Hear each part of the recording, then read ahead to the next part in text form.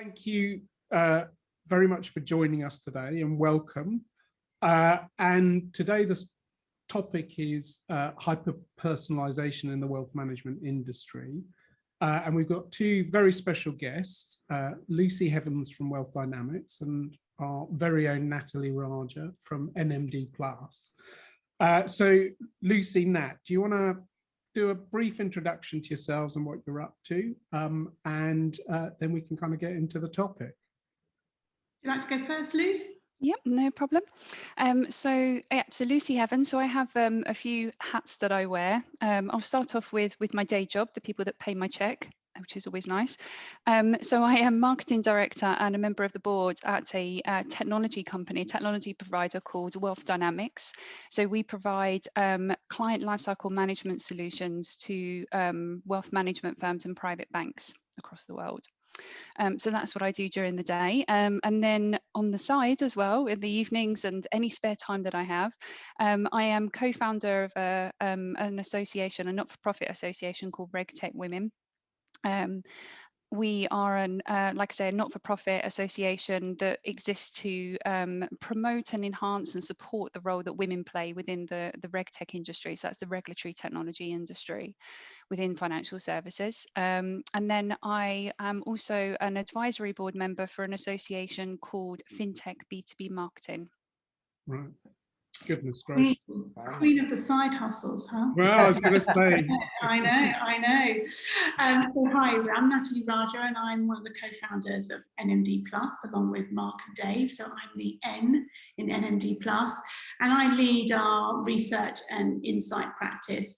So that's really looking at providing all our clients in the financial services area, whether that is B2B or B2C, with tailored customer insights, really trying to help them create value around their propositions and their products and services. I've also got a really keen interest in financial inclusion for women, how women can take control of their financial futures, and really what financial services providers can do to help us on that quite unique journey. My side hustles involve boring stuff like cricket. So I'm also the founder and president of a girls' cricket club called Bushy Park Girls Cricket Club, who, you know, my girls I love. It's fantastic. We all have such a great time. And I'm also, up until recently, I was a board member on the independent monitoring board for Bronzefield Women's Prison. Fantastic. Cool. So, thank you for those intros. Really pleased to see you here. Let's dive straight into the topic, which is about wealth management. And I guess the burning question, as always on wealth, that being a kind of relationship management business, what impact has digital had actually on the wealth management space? And how do you think the industry's kind of responded to it, Lucy? Okay, yep, I'll start off then. So I'm going to answer that actually by kind of taking a little bit of a step back and thinking about sort of where I started. So I started off my career 20 years ago, actually, kind of more on the retail banking side. So I was working for a large blue chip organization, fintech organization that were selling mobile banking and P2P payments to retail banks. It was super fast paced all the time, as you can probably imagine, always working on, you know, the next big thing around the corner. If I'm totally honest, that wasn't quite built yet. But, you know, even, 20 years ago, we were talking about, you know, the bank of the future and what that looked like with augmented reality and, completely sort of almost end-to-end automation. And then about 10 years ago, I moved to working for a couple of tech vendors that were selling into the wealth and asset management space. And, I thought it's financial services, it's going to be a similar theme. And I was just completely shocked at how far behind it was, really. I think the interesting thing, though, was I knew the tech was there, the technology was there. So whereas kind of on the retail banking side, we were almost, always a bit behind trying to build, what the next concept is. Wealth and asset management, I know the tech was there. It was just the adoption that was a problem. And this is a great great for me because marketing is my profession, and that's what we do, right? We, convince people. So, for me, that was, it was kind of perfect. And the same with RegTech, to be honest, as well. In fact, it's even worse, I would say, a little bit in RegTech. But I didn't quite realize, again, kind of how much of a challenge that it would be, more than I kind of expected. And I think because, the wealth management is such a kind of traditional, traditional industry. But what's super interesting is, more than any other industry within financial services or any other sector of financial services, wealth management relies on high touch, personalized services. So whilst the rest of the world was, powering on with things like kind of Netflix, with Amazon, obviously, with their sort of adding the, recommendations based on personal information that they held. You have all of these companies like Tesco with their club cards and, offering, personal vouchers and things like that. So whilst the rest of the world was kind of powering through with all of this new personalized technology, wealth and asset management haven't really. And I find that really, really surprising. So I think, if anything has come from the pandemic, anything good that we can take from it, I think it has been this kind of wake up call, really, that, that for the wealth management firms, that they really do need to change. I mean, can I ask, what do you think is sort of at the root of that? I mean, I've observed it over the years, because I guess I've worked in digital finance for 20 years as a Dharmish, and I guess where we've seen the kind of biggest moves has been in the kind of retail financial services sector, where, there seemed to be a kind of customer imperative in terms of, let's move customers onto kind of lower cost channels, let's sort of optimize processes and make them as effective as possible. There doesn't seem to have been quite that same imperative in the wealth management industry. And I just wondered, what is that, because of the customers themselves, or because of the kind of cultures of the businesses themselves, or complexity, or just, have you got any thoughts as to why that might be? I've got a few, actually. I mean, I think one of the biggest ones is I kind of don't know how to explain this, I suppose, but is the way that digital has evolved. I think with in the retail banking world, digital channels have opened up banking services to so many different people that it didn't previously, that weren't able to access banking services before. So I think that's one. So, you have this kind of mass, I suppose, and I think that's where the uptake of the personalization and the collection of customer data on the retail banking side has really accelerated, because they had to, right? Because if they were going to reach a certain mass of people, there's only one way to do that, to do that kind of on scale, and that is leveraging technology. I think on the private banking, on the wealth management side, there wasn't initially kind of that scale, I suppose. And then going back to the fact that I think a lot of the relationships were managed by, how do I put this? You don't need to be polite with us. So, we're managed, something grey-haired old men. More traditional relationship managers that had, managed their clients for a number of years, and they stayed with them. They generally didn't didn't change relationship managers, didn't change providers. So they've stayed with the same people for a number of years. They have their client book. And again, using the word kind of traditional, that's how they manage them, with their personalized, face-to-face services, taking them out for dinner, taking them for trips to the golf course. And there was never that kind of urgency, I suppose, or, compelling event that was going to take them, more towards the online channel. And that's what the pandemic has done. Yeah, I mean, it's really completely, you can't take your clients out to dinner anymore, can you? So it sort of stripped the industry bare in terms of what I think it's, people have been sort of forced to offer their customers and things like that. So no, I mean, it's been very interesting. Do you think there's been, do you think there's been kind of operating model challenges as well, the kind of cost-based challenges for wealth management, from platforms, etc.? Absolutely, yeah. And that's kind of one of the things I was just going to say, actually, is I think there's now, that, again, going back to, I don't mean to keep sort of mentioning it, but the pandemic has been that real kind of compelling event for them to change, but also the introduction, or the you know, the fact that all of these online investment platforms are now entering the market lower or no fees, much lower fees attached to their services. You know, they're capturing it was interesting actually. So I went to an event a couple of years ago, and it was a panel discussion with a number of the wealth online investment platforms on the panel, and then there was one guy that was there from one of the more traditional wealth management firms, and somebody in the audience asked the guy, you know, do you see these, you know, as your competitors? These guys your competitors? And he sat back in his seat and he was like, no, I don't really, because you know we're going after a completely different market.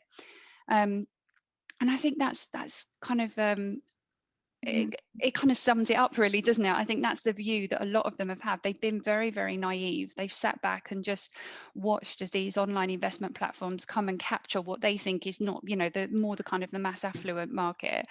You know, they haven't really sort of taken any notice or tried to compete in any way. One of the audience members actually, while we were there, said, well, I think it was something like 3% at the time, a couple of years ago, only 3% of the world's wealth was held by these online investment platforms. Now, I don't know what that is now, but the thing for me that I thought was that, again, that's really naive to kind of think about it in terms of the total wealth, because it's not the wealth that they hold, it's the data that's the gold, not the amount of wealth.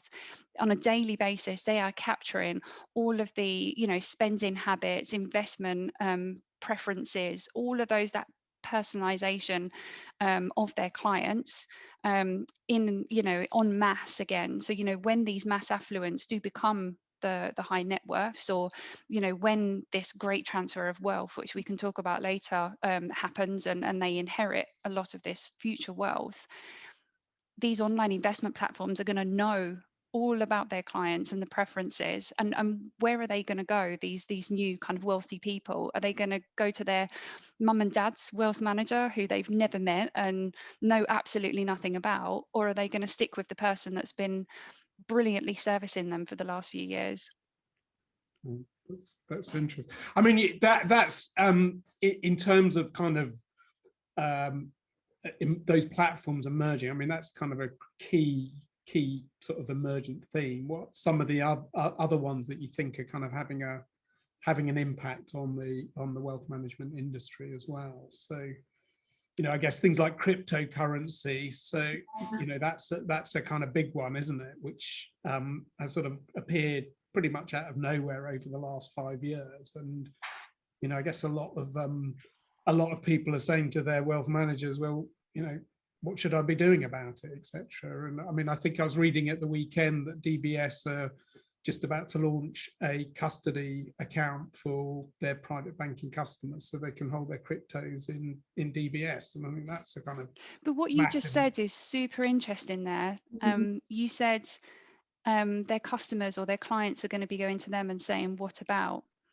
In my view, that situation shouldn't happen, because the relationship manager or the wealth manager should already know what they're interested in through the conversations that they're having, through activity online, through even just kind of being aware in the market. I think that's, again, a kind of, you know, that naivety of probably the more traditional wealth managers, is that we'll sit back, let them kind of come to me. What they don't realize in the background is all of this activity that's taking place. Absolutely. I mean, I think, again, it's sort of where technology is sort of actually stripping the industry down and saying, well, you think you're ahead of the game, but my goodness, you are literally sitting there waiting for people to turn up and ask you questions. So you need them to ask the right questions rather than the other way around. Yep. And this is hyper-personalisation, right? It's completely. I think the thing that's come out on the retail side of things is that customers don't churn anymore. They keep their old account, but they move their business elsewhere. And that's, you know, it's very hard to deal with that, because you're still with the bank, but now they've shifted more of their dealings elsewhere. And typically on the crypto side of things, that's already happening, because, you know, the traditional banks aren't supporting crypto. Therefore, they're going to the, you know, the new markets and the new wallets, etc., to trade. But yeah, it's fascinating. I mean, how does the wealth industry, I mean, like, what other shifts are emerging? What are the kind of key trends that are kind of driving change in this space?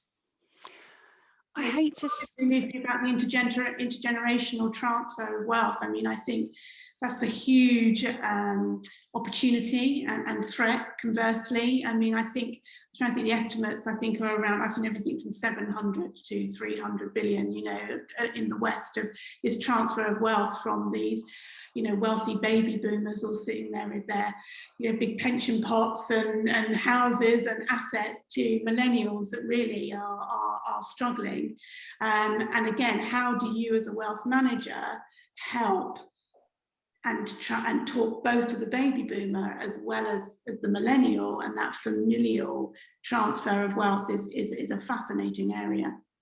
Do you know what's interesting though? So yeah, this is something that I've talked about kind of a lot recently with you know, with clients, but it's actually not so much the transfer of wealth to millennials. If you think about it, it's the you know, it's the kind of the 50, 60-year-olds, or maybe sort of 45, 55, 60-year-olds that are actually going to be inheriting the wealth, not the millennials. Now they are a very different generation, that kind of is that Gen X? I get mixed up. Yeah, whoever those, yeah, 50, 40, 50. We're the forgotten generation. The forgotten, yeah. the middle, the in-betweeners. Yeah, exactly. But you know, we are very kind of, I think still very digital savvy, you know, 100%, but probably a little bit more of a hybrid between digital and sort of face-to-face, more so than probably the millennials are. But again, the point here is this, you know, is when it comes to kind of hyper-personalisation is, you know, again, I'm probably taking the wrong view, I suppose, the steer from that we often get from clients, which is that putting a lot of these generations or, you know, age groups into buckets. You know, we've spoken about this before, right? If you're if you're women and you're marketing to women, then it's got to be pink and have a bow around it. It's you know, what we should be doing is, the data is there. You know, we know all about our clients. We know what their preferences are, and you know what their family members, just because they're, you know, 40 years old and a married woman, it doesn't naturally mean that they've got, you know, children then, and maybe they're at home and they're not working. You know, it's take what you know. Absolutely. And I mean, I think as well, that kind of economic trend and the rise of female wealth. I mean, I think there's I think we hold about a third of the world's wealth at the moment, but that's only set to explode.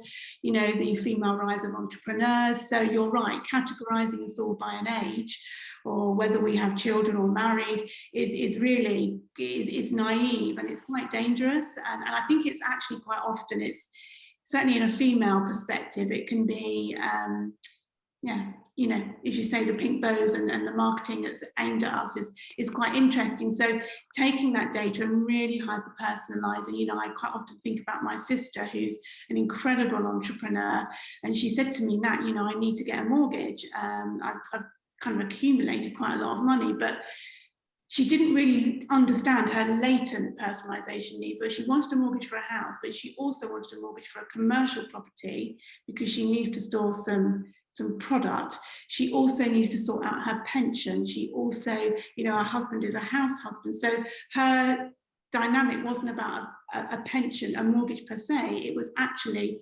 multiple hyper-personalised requirements. She didn't think for 1 second that anybody can meet those requirements. And I think that's the interesting challenge for wealth management as well.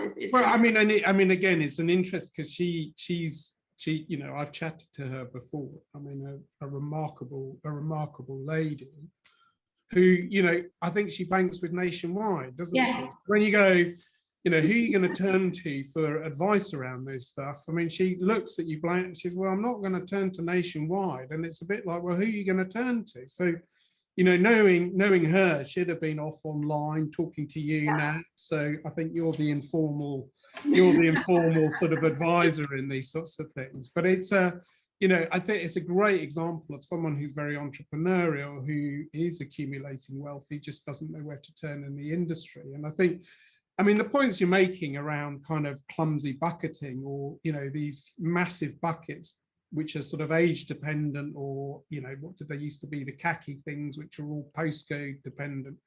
I mean, they're just so yesterday, aren't they? I mean, looking at people's behaviors, people's propensity to use things like technology, or people's even things like learning styles, I think are really interesting. Like, I'm at that age, and it's incredible, with so much hair and things, where I'm starting to worry about what I do with my pension when it kind of comes. And I've suddenly found actually turning around and looking for information, I can find it really difficult to understand stuff. So, but then on the other end of that, though, and this, I'm going to be like a bit of a gushing kind of mum now, but I have a son who's in his early 20s, and he, he's incredibly kind of dependent. Sorry, self-dependent. He has his own house, he has a mortgage, he earns nice sort of wage and everything, and he's asking me questions about pension and and savings and investments and what am I going to do. But trying to get advice, though, at kind of his age, it's been quite kind of interesting, because he's either got the choice of all of these online investment platforms, all kind of nothing, because the rest of it for him is kind of all a little bit too, I'm going to have to make an appointment with a traditional kind of, financial advisor or wealth manager or whatever. And he doesn't really want to do that. He wants something kind of very in between. And there isn't really anything kind of catering for him. It's been kind of really interesting. But going back to the women in wealth thing, though, actually, one thing I just wanted to quickly say was I met this, I had a chat recently with a lady who's just started up her own wealth online investment platform for women, specifically for women. And it was super interesting because, so she actually wrote a book, and I think it was called Not Your Boyfriend's Investments or something like that. And she said that they did a ton of research, and what they found was that women, there wasn't, like the situation with my son, women didn't have access to any wealth management advice or anything really that anyone that they felt that they could go to, and who they ended up going and asking advice from was either their boyfriend or their husband or their dad, or someone like that. And men and we all know men, I don't need to tell you, men and women are very different. The way we think about things and the way kind of we judge risk and things like that. So having advice from not her peers, wasn't the kind of the right way to go. So that's why she set up this company. And in the research that she was doing, she hasn't done, it's really interesting, she hasn't done your normal kind of market research. The research that she's actually done is to go down the route of talking to psychologists, right, and really kind of dig deep into how women think about finances and how they feel, and like I say, how they assess risks and things like that. And she's built out this platform for them, considering lots of different things like alternative investments. And yeah, it's just fantastic. That's a real, again, hyper-personalized approach. Well, no, I mean, it's one of the I mean, I guess the reasons I'm very interested in this topic is I did some research not many years ago, a few years ago. We talked to 1,000 people about their attitudes to money, and also the brands, like the bank brands and the wealth management brands, and found that there was significant differences between the way men and women look at cash, and the institutions that support them. And I was like, I mean, that was a sort of light bulb moment for me. I was like, well, if men and women can look at these differently, then everybody's going to look at these things slightly differently, aren't they? So, that is where you need sort of things like personalization to kind of come in. So, I mean, picking up on, I guess, wealth management and hyper-personalization, I guess, this isn't about kicking all the relationship managers out the door and saying, well, actually, we've got a nice app. Goodbye. That's gonna, we've got a friendly chat bot, which is going to do everything. I guess this is more about augmenting sort of the relationship manager with the kind of technology a bit more. So is that right? And what are some of the things that you kind of see around that? 100%. And I had this really interesting conversation yesterday with one of my colleagues, and he's been in the industry a long time, and he was telling me about his days back in the 80s when he was a trader.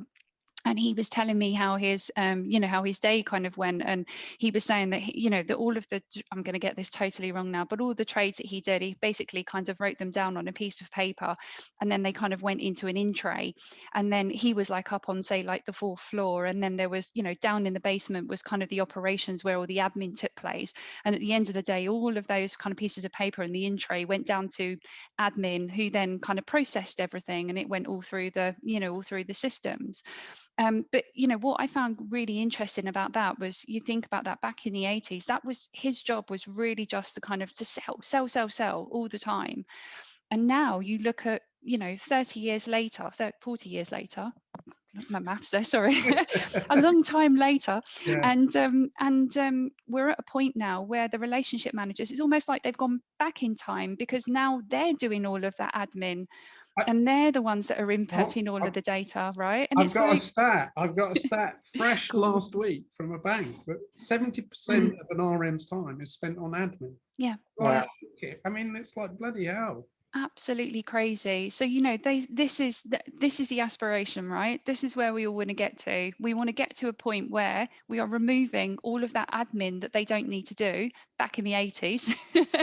But, you know, rather than having a team of hundreds of people downstairs in a basement doing it, it's automated. It's all completely automated by machine, you know, and technology.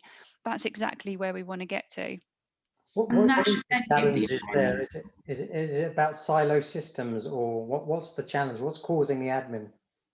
Oh, I mean, I think it's we can't totally blame the wealth management firms for their kind of processes and the way they've adapted. I think obviously there's a lot of challenges externally, regulation being a huge one. For instance, you know, after the financial crisis, obviously we had, you know, a huge amount of regulation, and now there's all of these processes and forms that need to be completed, and, you know, checks that need to be done on regular, you know, on a regular basis. So there's a lot of that. That's the reason, I think, one of the biggest reasons that they're so admin. I mean, I should have looked, actually. We've got our own stats, Dave, for the amount of time that they spend, the relationship managers. We did some research. We're launching the research actually next week. Okay. At a webinar, but the relationship manager has kind of split up their day, and I can't remember the exact figure, but it is a very high proportion of that day. I think it's the equivalent to 1 day a week they spend on compliance tasks, basically, which is crazy, right?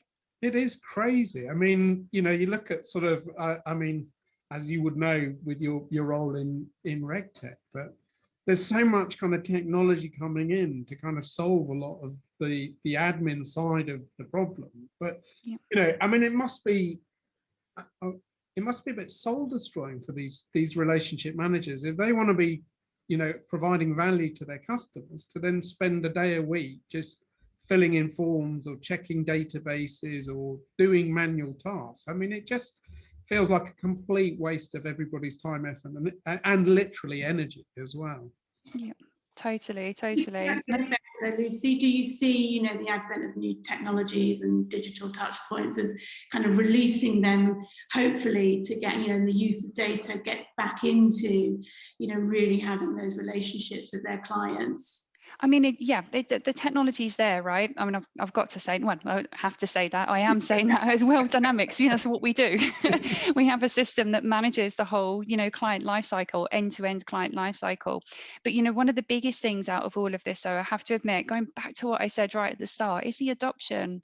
It's the adoption rate. And, you know, we have all of this technology, and I hate to say it, and I'm not like bad mouthing, obviously, kind of other systems that are out there, but, you know, sometimes I think it's a case of technology for technology's sake, and not making it so that it's adding value to the user and their role. And that's what we effectively do at Wealth Dynamix. You know, we are there to add value to that relationship manager's role. So take away all of the stuff that can be automated, the repetitive tasks that are currently manual at the moment, the form filling, the compliance checks, all of that sort of stuff.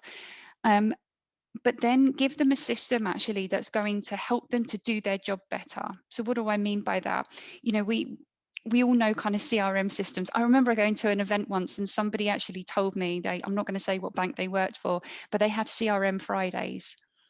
And that's basically where all of the relationship managers spend the whole afternoon just plugging a load of data into CRM, and they basically stand over them with a whip. I made that last bit up, but yeah, no, they have these CRM Fridays where that's all they do is literally just sit there and fill in the system all day. Can you imagine how like demotivating and disheartening that is for the relationship manager? You know, all they're thinking is, oh, you know, if I'm going to book any day off, it's going to be Friday, so I can get out and putting all that data in. what they've missed, or the point is, well, what am I getting out of that data? And that proves that they're not getting anything, right? Because if they were getting something back out of it, they'd want to be putting it in. Yeah. So let's automate 70-80% of it then. You know, have all of that kind of all of that data admin kind of taken off of them. They are still going to have to put some data in at some point, but actually what they're going to get out of it is so much more. They're going to have system that can automatically look at all of the preferences of the clients, for example, and start to recommend kind of investment products for them automatically, so they don't have to go and start digging through data. It knows, based on conversations that they've had with their clients in the past, that they are particularly interested in ESG, for example, or cryptocurrencies. You know, here's some suggestions that pop up on the screen of some things that they might be interested in. Here's some kind of alerts that's telling you actually that it's that time of year and you've got to do your you know, kind of annual client review, for example. You know, and these documents are kind of out of date, so it's automatically pushed those notifications actually off to the client, so they're already sending the updated documentation in. And yeah, it's kind of adding value to their role. I mean, and I guess a byproduct of that is you can then push some of that to the front end as well. So you know, I one of the things we're doing at the moment is some proof of concept work with a company called Simpulse, based out of Zurich and Singapore, looking at, you know, what would the mobile experience be for someone with a relationship manager. And you know, the mobile is a brilliant place to sort of send kind of content and advisory bits, but you know, the idea we've got is front and center in the middle of the screen is a big button which is talk to your relationship manager. Yep. Now obviously that then spawns a whole nother thing of, does your relationship manager sort of, are they constantly online, is it what, you know, all the other bits and pieces.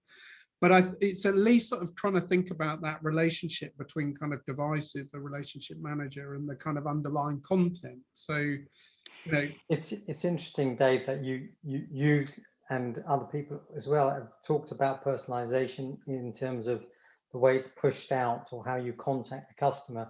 Aaron on the questions has actually said, well, shouldn't the personalization be bi-directional, which is absolutely spot on, I think. Yeah. You know, it should be driven by the customer as well as, you know, the bank itself. Definitely. Absolutely. And you know what the key here is, again, you know, the key for the technology is having all of the systems that are connected all the way through. So going back to, this is not a shameless plug, but you know, going back to kind of what Wealth Dynamics do with the client lifecycle management, we manage that whole end-to-end client lifecycle. So right from the initial stage of acquisition and that kind of whole lead and pipeline management, through to the onboarding of the client, and then through to the ongoing relationship management and servicing. But what's really key is we're collecting data at every single stage all the way through.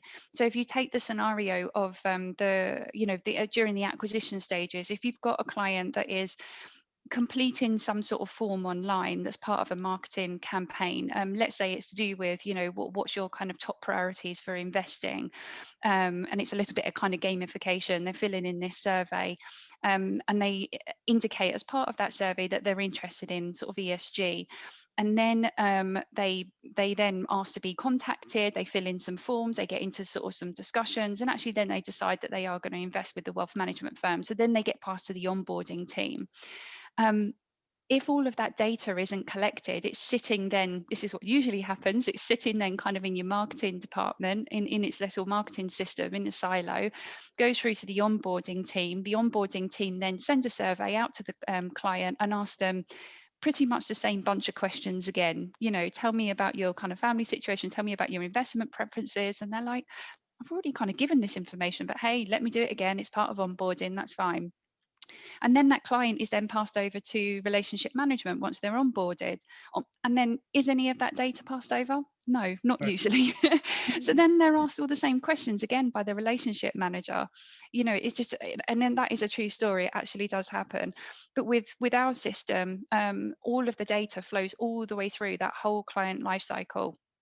So the whole data is like reused every time. We always say like capture once, use many times.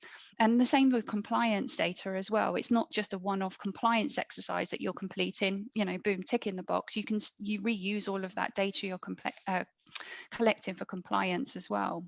It's interesting talking to Aaron's point, Dharmesh, you know, that actually I want to be able as a client to not have stuff pushed to me. I want to say, you know, I have very specific requirements for me, for my family, that I would like an insurance product, perhaps, you know, a car insurance that only runs from this date to this date, and it's for me and my daughter.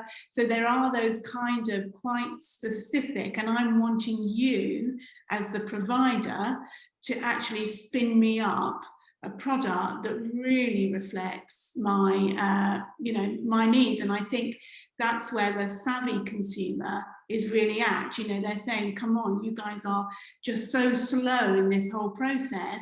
You know, I'm expecting you to spin something up for me.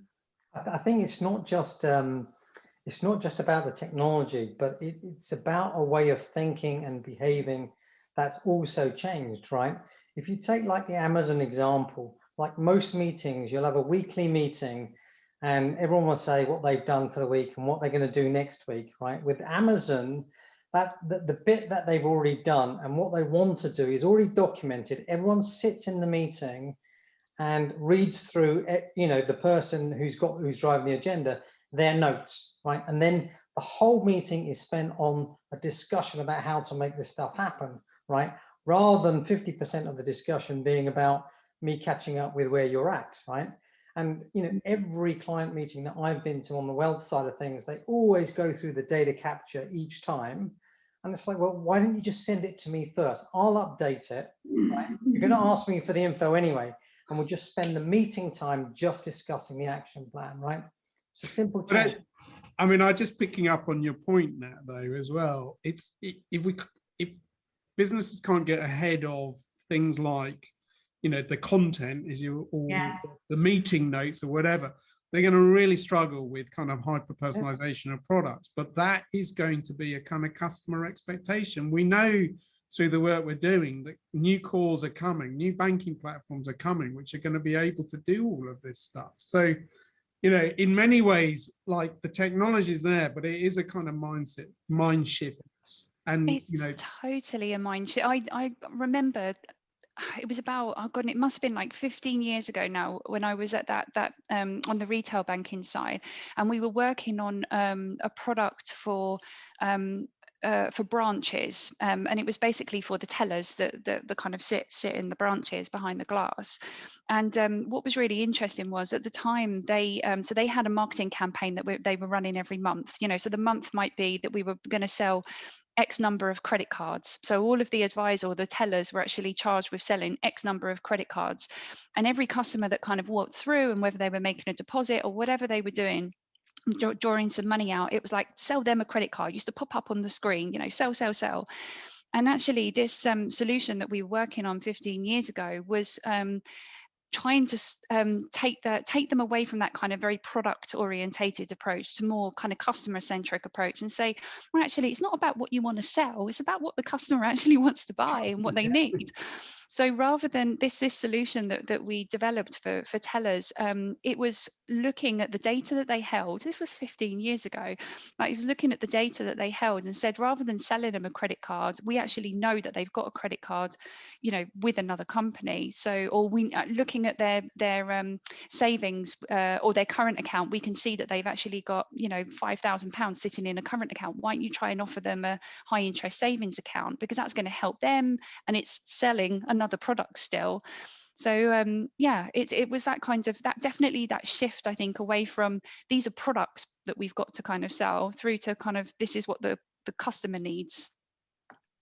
Fantastic. So just as you know, we're almost out of time in terms of our bit, and we can then ask if there's any questions, but I just wondered if either of you've got sort of examples of companies which you think are sort of starting to do some really interesting things in the wealth management space at all? If there's Yeah, I'm quite self-directed, so it's interesting. I think that increasing numbers of self-directed, because I think we like the transparency. I think we like the low fees.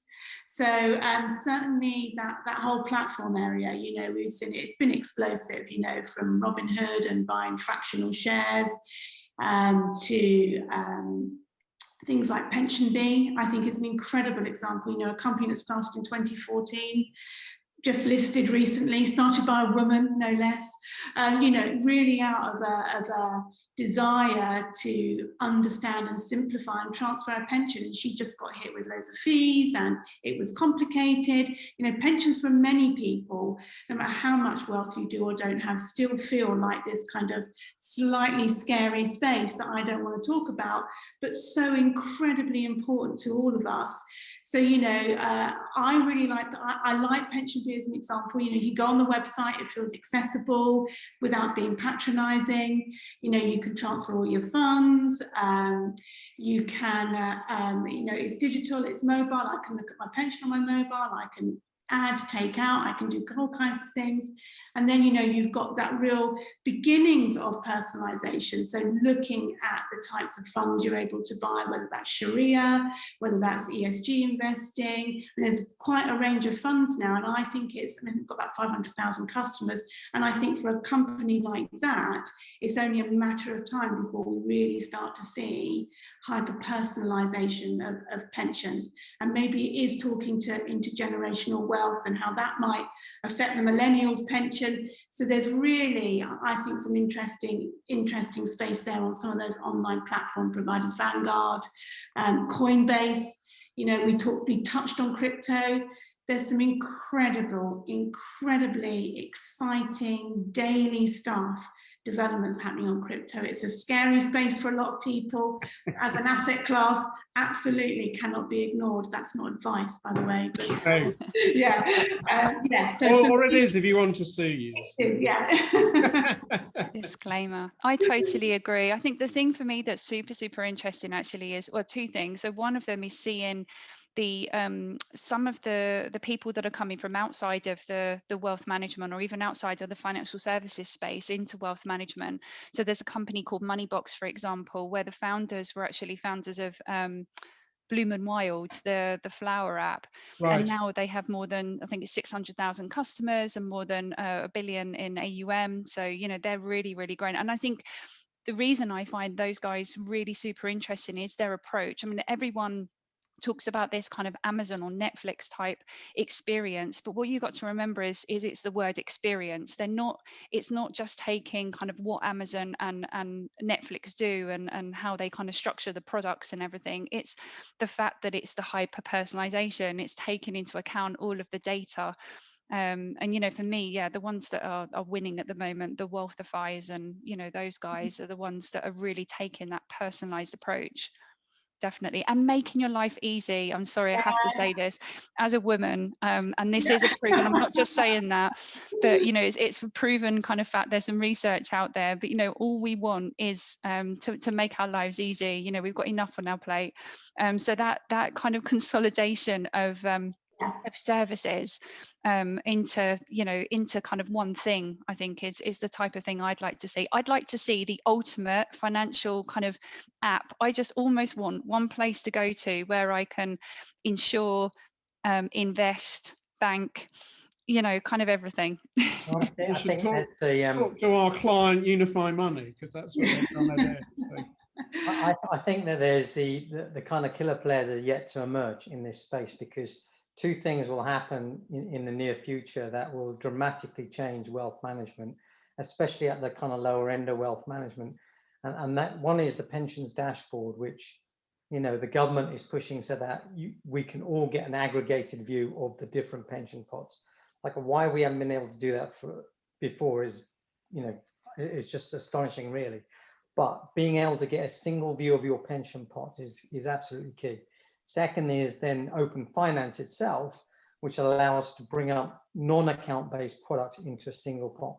And then I think the jury will be out as to who can win with this data, because it's going to take somebody pretty special to be able to take all those different products, bring it into a superb experience for customers. But I think it's going to happen, and yeah, I for one, I'm looking out for that, who that player is. But you know, you used the word product there, and again, this is kind of really interesting, because for me, it's not about the consolidation of products. I want the consolidation of financial services. So when I think I'll just quickly tell a little story. I'll be really quick, but I said that I was in financial services or in fintech for 20 years. I lied a little bit. I did actually take about 12 months out of the industry, where I thought, you know, I'm going to take my marketing kind of knowledge, I'm going to try and apply it elsewhere and see whether I'm just as excited outside of financial services. I wasn't, by the way, that's why I came back. But it was actually in I did 2 placements or 2 contracts for software vendors that were selling to manufacturing firms. Now, manufacturers are going through this massive shift at the moment around with the kind of industry 4.0, and it's called servitization. And it's basically where all of these manufacturers of products, of widgets, have realized that, you know, everything now is being produced en masse, and you know, everything's kind of being commoditized now. Everything's kind of like low cost. It's very competitive. They're thinking, well, what can I do rather than just keep producing these widgets, these products? So they've learned that actually the key is to servitize and to offer a service. So if you take the airplane industry, for example, or the trucks, what are they called? Is it Steady Eddie or whatever it is? The Eddie trucks. Eddie Stobart, they're the ones. So they, rather than selling the trucks, they actually sell mileage, like trucks by miles, basically. Boeing do it as well with the airplanes now. Rather than just selling one-off big airplanes every now and then, they kind of almost rent them by the miles.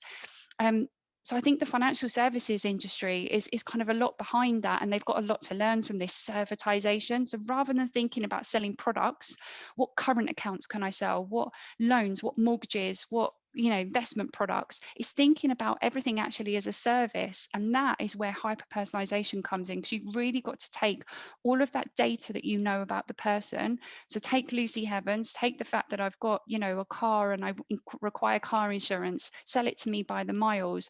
Have a look at the products that I have at home. Have a look at how much money that I have in, you know, in savings. Think about investments. It's all services and not products. No, I completely agree. Well, thank you so much for joining us, both of you, and sharing your wisdom around this. Really appreciate it. And yeah, I mean, we've got a bit of time, so if anyone else has got any questions, then do feel free to ask. There is a question, Dave, from Aaron. What can a financial institution do to build up a trusted relationship over time with a customer to enable a bi-directional engagement? And aren't the Gen Z of tomorrow sick of forms and don't want to have a digital service that gets to know me? How do FIs deliver this service? So what was the first part to that question again? Sorry. How do you create a trusted relationship? Trusted, yeah. So absolutely, it's about going back to the conversations, I suppose, that you're having. So whereas before the conversations were happening offline, you know, they were being recorded to a degree for regulatory purposes, but handwritten notes put in a file somewhere, all of that data completely lost.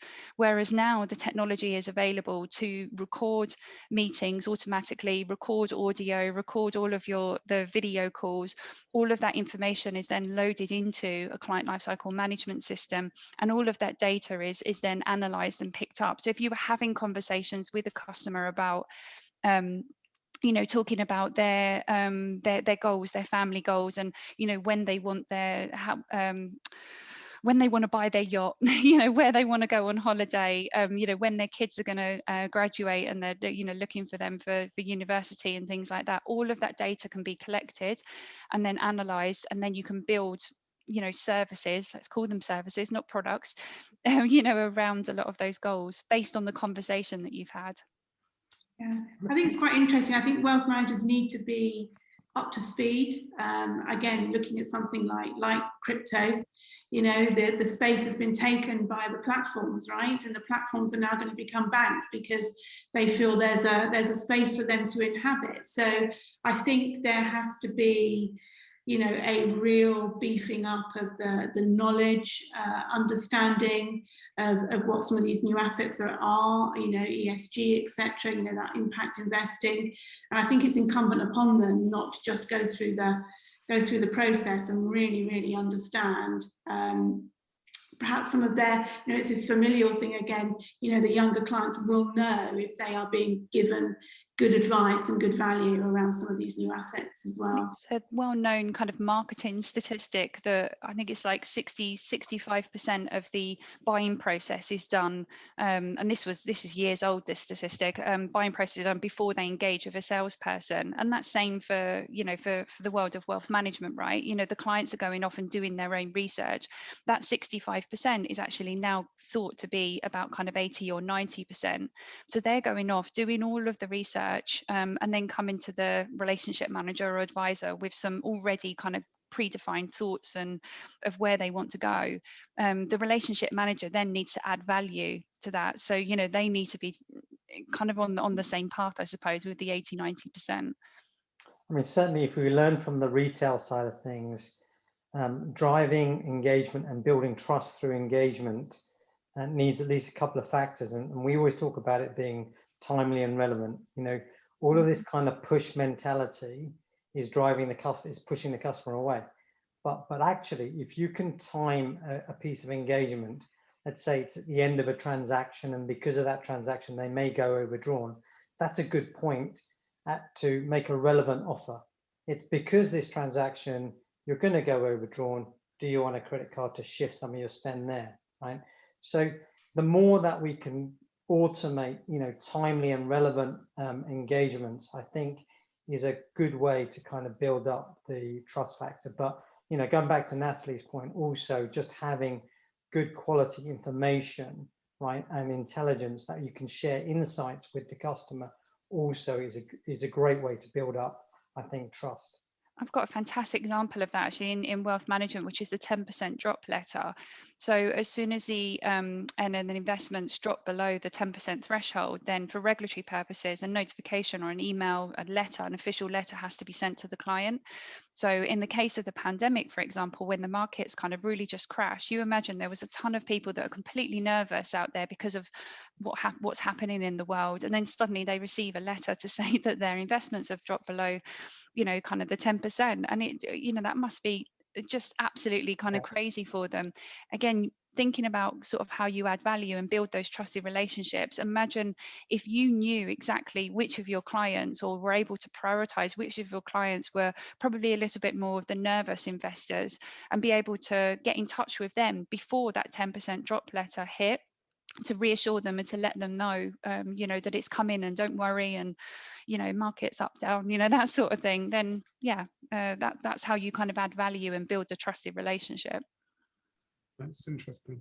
I think to Aaron's point around forms as well, I think forms, you know, there is always going to be a degree of form filling, but I guess what you're seeing in things like onboarding processes, that sort of biometrics, and so these forms are sort of slowly starting to disappear, but, you know, they won't, I guess they're a necessary part of kind of just the average compliance, regulatory sort of life cycle that kind of exists. I do still find it crazy though how, you know, I mean, I probably a little bit too much information, but I opened my Wealthify account whilst lying in bed. And it took me like 10 minutes, and, you know, I didn't have to get out of bed to go and, you know, get any information. It just, whereas, you know, Nationwide, I hate some, like, badmouth them, but, you know, they require you to make an appointment, which you can't get for 2 weeks, by the way, and then take all of your documentation in so they can scan it. Right.